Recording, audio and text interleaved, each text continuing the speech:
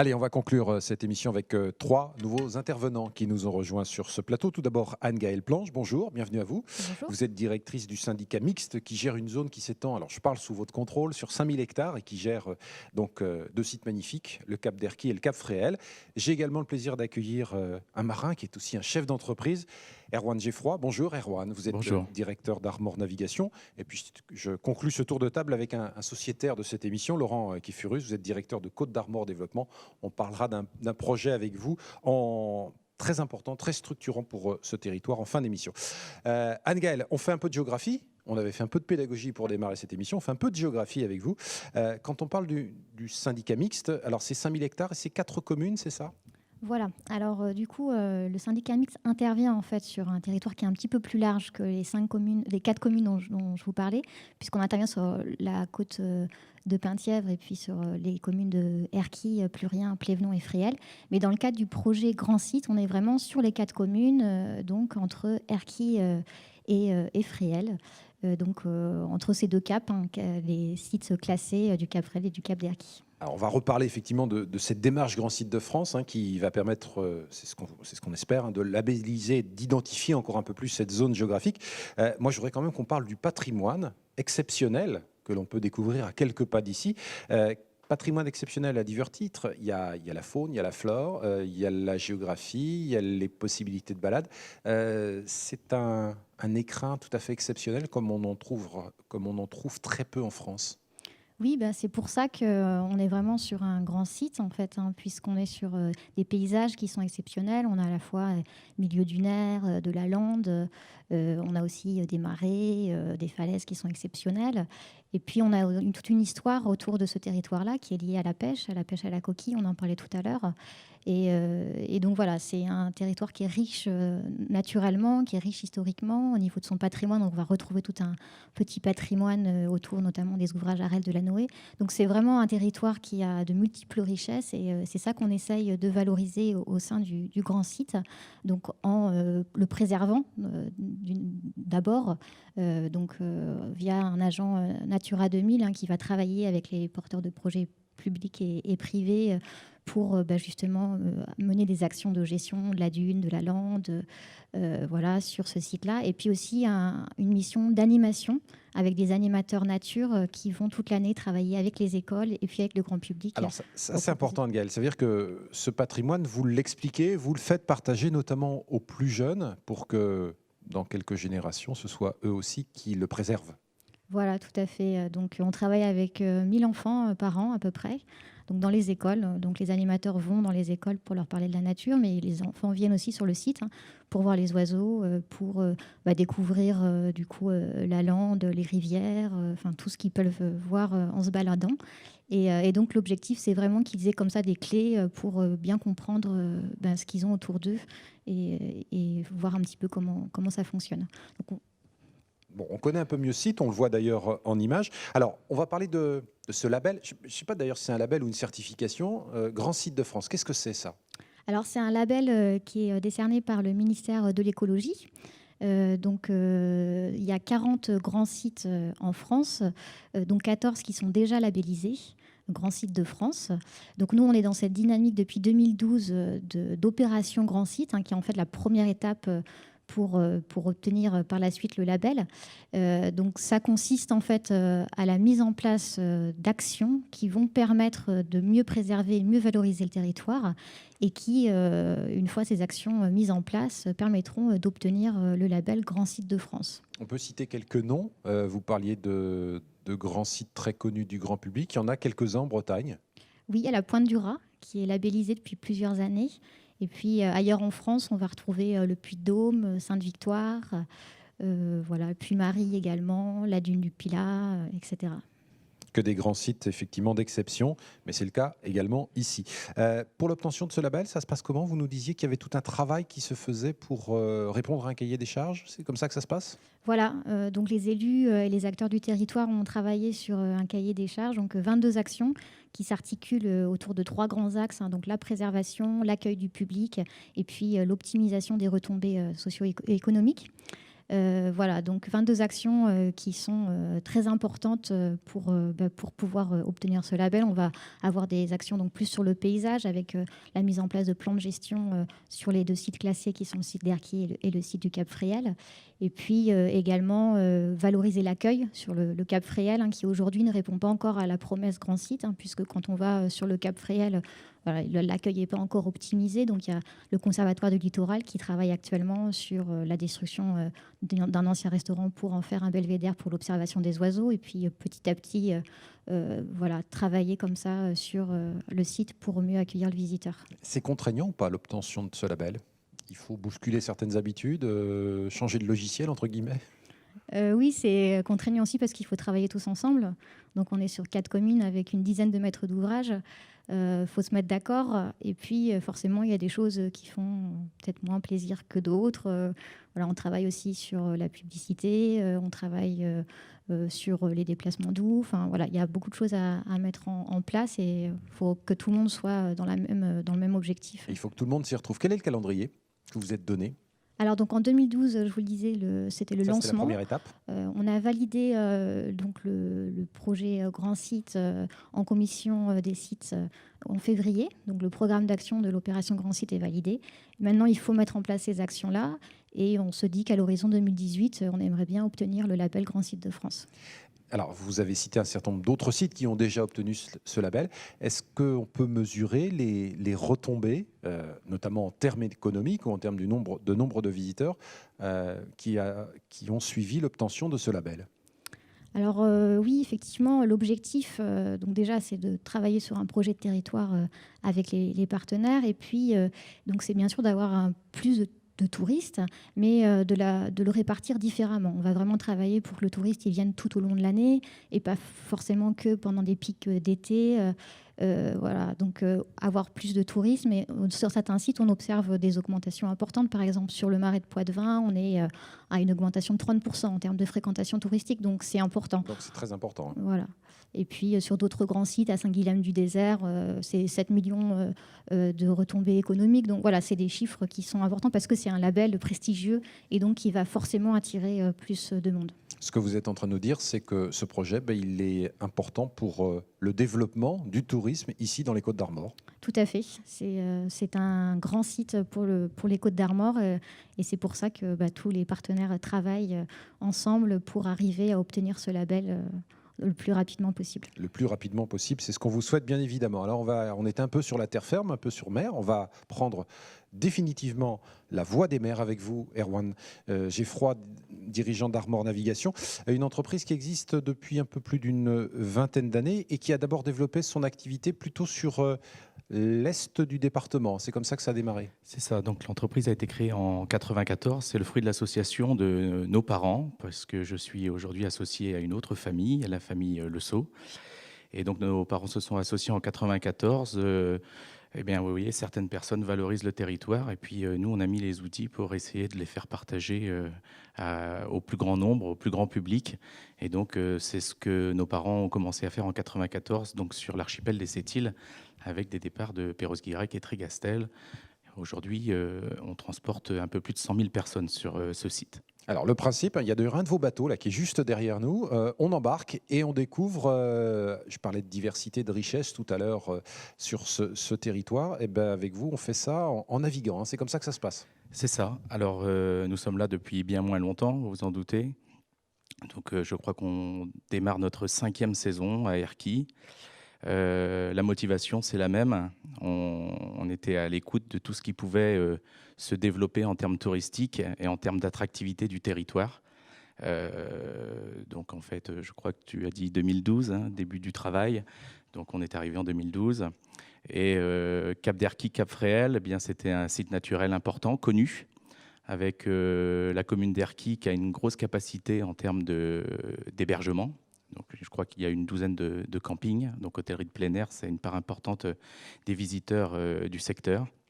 Et puis, le Cap Fréhel, l'archipel des Sept-Îles, c'est l'ornithologie. Cap Fréhel également. Il y a toute cette partie ornithologique qui est peu connue, mais qui a une valeur incroyable sur le territoire, car c'est la plus grande colonie de guillemots en France. Donc, 2012, eh bien, on s'est dit, on part de rien, et puis on essaye parce qu'on y croit. Et je pense qu'on n'y est pas encore, mais on continue d'y croire. Ça, c'est un des paradoxes que j'ai appris en préparant cette émission. Finalement, il y avait peu d'offres comme la vôtre sur ce secteur avant votre arrivée. Non. Ce qui peut sembler assez étonnant vu la qualité de l'environnement. Alors, deux sociétés ont tenté, je ne vais pas les nommer. Toutes les deux ont arrêté parce que les conditions de navigation sont difficiles et parce que lorsqu'on essaye d'avoir une activité complémentaire, il faut aussi accepter de perdre au départ. Et ça, ce n'est pas toujours évident. Ensuite, on a une zone de navigation qui est assez difficile. La mer est difficile, vraiment, lorsqu'on va au Cap Fréhel. Alors, on dit souvent à nos passagers qu'un cap, ça se mérite. C'est vrai, hein, en règle générale, il y a énormément de courants, il n'y a pas d'abri. Donc, on se fait souvent cogner. Donc, ça nécessite aussi des bateaux adaptés. Et je pense qu'on avait aussi un constructeur de bateaux. On a beaucoup évolué en termes de conception de bateaux à passagers. Et on a des bateaux aujourd'hui qui passent bien mieux que les bateaux d'il y a 10 ans ou 20 ans. Ce qui fait qu'on arrive quand même aujourd'hui à naviguer et à transporter nos passagers dans de bonnes conditions, même si toutefois ça n'a pas changé au niveau du plan d'eau. Les gens qui viennent ici, qui embarquent ici, qu'est-ce qu'ils viennent voir? Qu'est-ce qui les attire? Alors, on peut faire une petite comparaison avec l'archipel des Sept-Îles, parce qu'on a beaucoup plus d'expérience sur le site principal, vous en doutez. On travaille essentiellement avec du grand public et des vacanciers. Après, la grande différence entre les deux sites d'activité, c'est que si vous voulez aller voir les oiseaux aux Sept-Îles, vous êtes obligé de passer par un bateau, quel qu'il soit, bateau à voile, bateau à moteur, mais il faut prendre un bateau. Ici, le Cap Fréhel, c'est 1 million et quelques de visiteurs. Oui, 1 million. Ouais. 1 million de visiteurs.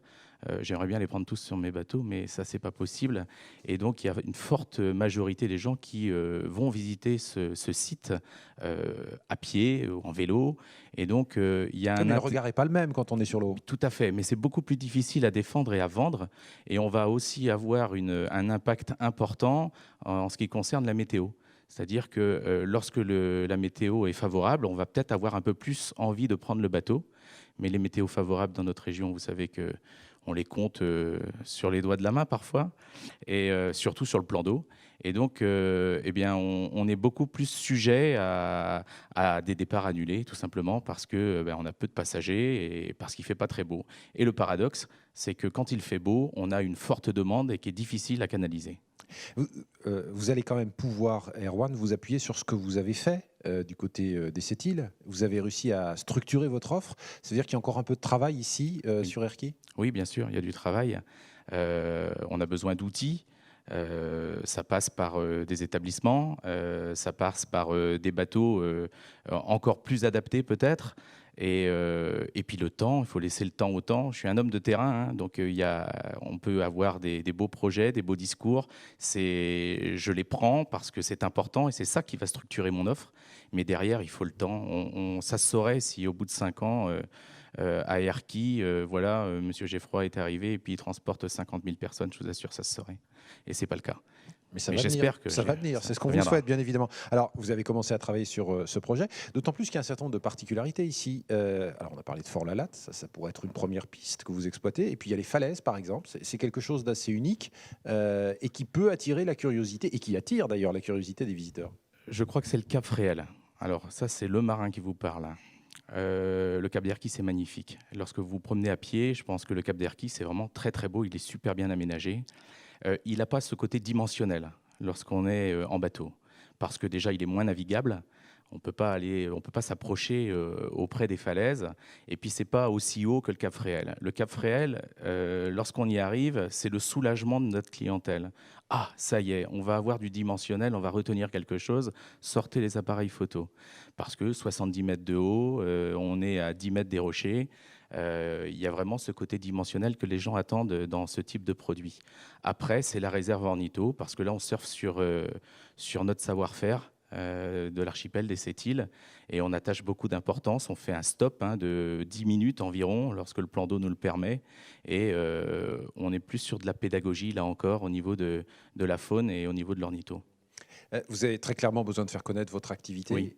Ça, c'est une évidence parce que tous ceux qui ont testé, tous ceux qui ont essayé reviennent ravis. Alors, c'est votre meilleure publicité, mais il faut que ce soit diffusé le plus largement possible. Oui, tout à fait.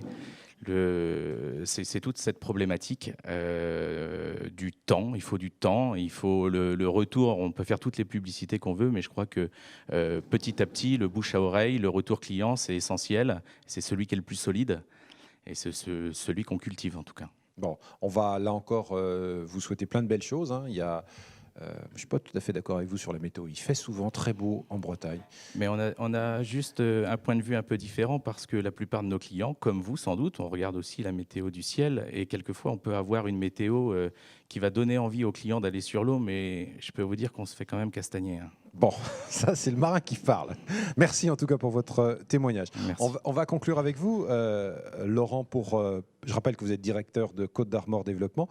On va parler d'un projet éolien offshore qui doit s'implanter en baie d'Erquy à l'horizon 2020. Alors, en quelques mots, on rappelle les aspects techniques de ce projet. À quoi il va servir ce projet éolien? Ce projet, il a pour objectif de participer à l'enjeu énergétique que la France s'est fixé en produisant de l'électricité en mer issue de la force du vent. Donc ce projet vise à installer en mer une soixantaine de mâts. Donc c'est un projet porté par un consortium industriel appelé aujourd'hui Elmarine. Donc ce projet est déjà largement connu sur ce territoire, puisqu'on parlait tout à l'heure du temps. Là aussi, un industriel qui veut se lancer dans ce type de projet, il a besoin de temps, puisque les premières démarches ont démarré en 2009. Le lauréat a été retenu en 2011, et on peut considérer que s'il n'y a pas d'obstacle majeur à ce projet, il sera opérationnel en 2020. Donc, pas mal d'années de travail et d'élaboration pour y arriver. Entre la mise en champ ou la gestation du projet et son aboutissement, il peut s'écouler effectivement 10 ans. Vous comprenez bien, Laurent, que sur un projet d'une telle ampleur, il puisse y avoir des interrogations. On est sur quelque chose de conséquent, avec des interrogations sur, j'allais dire, son implantation dans un environnement écologique, dans un environnement économique. C'est tout à fait normal.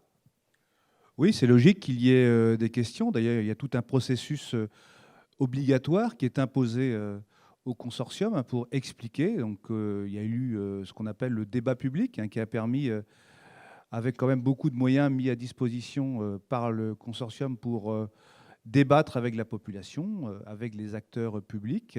Donc, cette phase est terminée. Aujourd'hui, l'industriel est dans une phase plus administrative, avec notamment un débat public qui va être cadré par une enquête publique pendant les prochains mois. Et ensuite, il y aura une validation définitive par les services de l'État, sans doute au premier trimestre 2017. Mais c'est évident que ce projet-là, là où il se situe, dans un contexte qui a été rappelé tout à l'heure, peut interpeller des gens qui ont une sensibilité forte sur des questions relatives à l'environnement ou des questions de fond sur comment produisons-nous de l'électricité en France, quel est le modèle économique, est-ce que ce modèle-là est très rentable ou pas. Donc on peut comprendre qu'il y ait des débats, mais je crois que là aussi, le temps permet aux gens de prendre du recul, de savoir comment les choses vont se passer. Et c'est vrai qu'on peut quand même considérer que pour notre territoire, c'est un projet industriel, avec quelques retombées industrielles, qu'on espère les plus importantes possibles, en tout cas au niveau de l'échelle régionale de la Bretagne. Mais c'est un rendez-vous industriel important. Et c'est également un rendez-vous touristique. On sait que ce sera d'ailleurs, si le projet va jusqu'à son aboutissement, c'est à l'horizon 2020, ce sera le premier site de ce type en France. On va prendre un exemple, on va prendre la direction de l'Aveyron, si vous voulez bien, avec le viaduc de Millau. Il y a des projets comme ça qui sont d'une telle ampleur que ça suscite l'intérêt, la curiosité, et c'est là-dessus que vous voulez capitaliser. C'est ce qui s'est passé avec le viaduc de Millau, qui est devenu un lieu touristique. Tout à fait. Et là, c'est vrai qu'on veut tordre le cou à des choses assez naturelles que l'on peut dire en faisant en sorte qu'un projet industriel est incompatible avec un grand espace remarquable, avec l'activité touristique. il y a de nombreux exemples en France où on voit que la clientèle touristique aujourd'hui est de plus en plus intéressée par des choses de ce type, par l'activité industrielle, par le gigantisme, on l'a évoqué tout à l'heure. Donc c'est vrai que nous, on veut faire une sorte de prise de judo en disant oui, ce n'est pas un équipement qui va se mettre là au milieu de la baie, c'est un équipement qui va générer une nouvelle dynamique touristique. Et c'est dans cette direction qu'on a commencé à travailler depuis un an et demi. Alors, sans trahir de secret, il y a déjà des projets là, qui sont dans les tuyaux, notamment un équipement de loisirs qui pourrait accompagner l'implantation de ce projet éolien, c'est ça? Oui, en effet, on s'est posé la question au tout début, donc tout simplement, que peut-on faire pour que ce projet industriel ait une traduction touristique? Donc plusieurs projets de différentes tailles ou avec différents objets sont aujourd'hui sur la table en réflexion, en lien d'ailleurs avec la réflexion sur le projet Grand Site. Mais c'est vrai qu'aujourd'hui, quand on regarde l'activité touristique costa-armoricaine, on a des enjeux en termes d'équipement de loisirs. On a des enjeux pour faire en sorte que la saison dont on a parlé tout à l'heure se rallonge, qu'on ait une offre plus large que celle que nous proposons, qui est souvent très liée au contexte météorologique. Et donc, on s'est dit que sans doute, il fallait faire preuve de beaucoup d'ambition, même si le contexte parfois est difficile à tout point de vue, économique ou financier, d'avoir beaucoup d'ambition et de profiter de ce projet industriel pour installer un équipement de loisirs dans des domaines qui touchent à la mer et au vent, très ludiques, avec beaucoup de nouvelles technologies.